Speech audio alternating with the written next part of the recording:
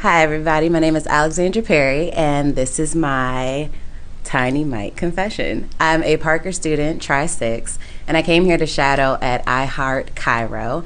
And one thing I can say is that the energy is felt here, meaning it feels warm, it feels inviting. I walked in the front door and I was like, ooh, this is beautiful.